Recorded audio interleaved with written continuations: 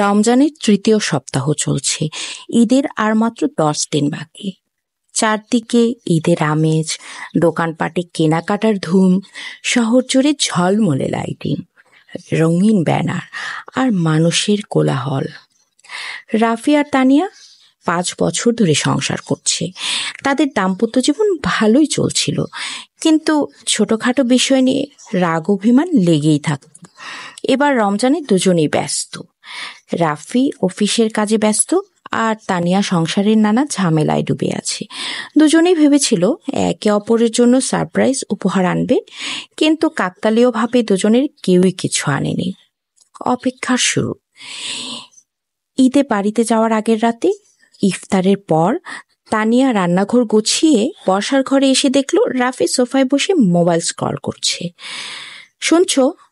তানিয়া হালকা গলায় ডাকল। বলো, তুমি কি আমার জন্য কিছু আনোনি? রাফি মোবাইল থেকে চোখ সরিয়ে স্ত্রীর দিকে তাকালো।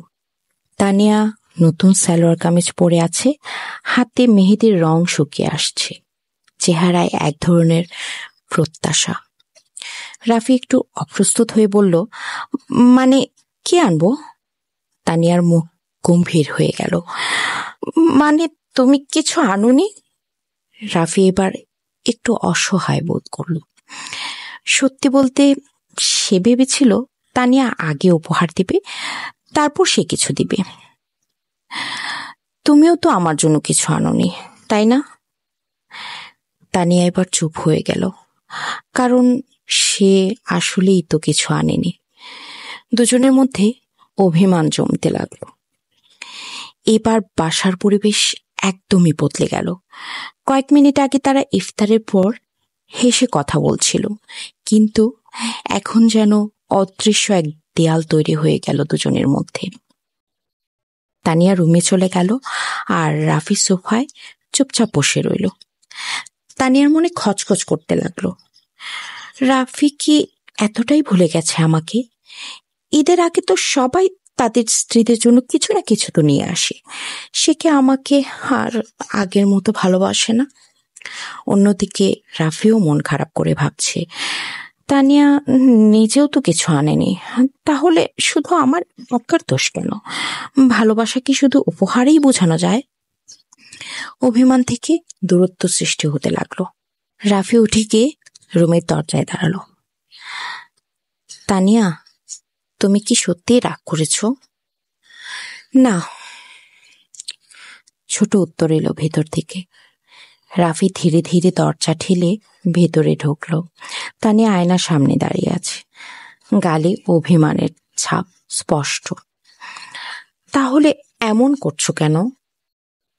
তুমি কিছু আনোনি বলে কষ্ট পেয়েছি।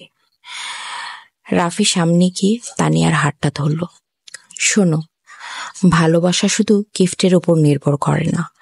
আমি সারপ্রাইজ দিতে চেয়েছিলাম, কিন্তু ব্যস্ততার কারণে হয়ে ওঠেনি। তুমিও তো কিছু আনোনি, তার মানে কি তোমার ভালোবাসা কমে গেছে? তানিয়া এবার একটু হেসে ফেলল। সত্যি তো, তারা দুজনেই একই ভুল করেছে, অথচ রাগ করছে শুধু একে অপরের ওপর। তাহলে এবার কি করব? রাফি মুচকি হেসে বলল, তোমার মোবাইলটা দাও তো। তানিয়া রাফির হাতে নিজের মোবাইলটা দিল। রাফি একটা অনলাইন পেজ থেকে কিছু 3 পিস আর একটা শাড়ি গিফট বক্স অর্ডার করলো। পরের দিন সকালেই তানিয়া তার গিফট হাতে পেল। বক্সটা খুলেই তানিয়া রাফির মোবাইলে কল করলো। তোমার গিফটটা তো এইমাত্র হাতে পেলাম রাফি। কি পছন্দ হয়েছে? হ্যাঁ, খুব, অনেক সুন্দর। আমাকে কিন্তু কোরবানি ঈদেও গিফট কিনে দিতে হবে, বুঝেছ? ঠিক আছে সোনা পাখি বউটা, আবার গিফট কিনে দিব। আমি আজকে তাড়াতাড়ি বাসায় চলে আসবো, কেমন? ঠিক আছে, তাড়াতাড়ি এসো। আচ্ছা, রাখি তাহলে। রাখো। রাতে অফিস থেকে ফিরে দুজন একসঙ্গে বসে রাতের ডিনার করলো। কাল বাড়িতে যেতে হবে। ভালোবাসায় মোড়ানো বাড়িতে যাওয়ার আগের রাতটা কাটলো দুজনের আনন্দের মধ্যে। তানিয়া হাসতে হাসতে বলল, আজকের দিনটা মনে থাকবে, কারণ তুমি প্রমাণ করলে অভিমান থাকতেই পারে, কিন্তু ভালোবাসা সবকিছু ঠিক করে দেয়। রাফি মাথা নাড়ল। আর আমরা একসঙ্গে থাকলে কোনো ভুল বোঝাবুঝি টিকতে পারবে না, বুঝেছো? তানিয়া হাসলো, সাথে রাফিও। আর তাদের সংসার জীবনের আলো আরো উজ্জ্বল করে জ্বলে উঠল। ভালোবাসার এই বিশেষ মুহূর্তগুলোকে আরো রঙিন করে তুলতে আফিসা ক্লোদিং নিয়ে এসেছে আফিসা শাড়ি ও 3 পিস গিফট বক্স। ঘরে বসে কিনুন আর পেয়ে যান ফ্যাশনেবল পোশাক সাশ্রয়ী দামে। আমাদের পেজে এখনই ভিজিট করুন এবং অর্ডার করতে কল অথবা হোয়াটসঅ্যাপ করুন 017035957666 এই নাম্বারে।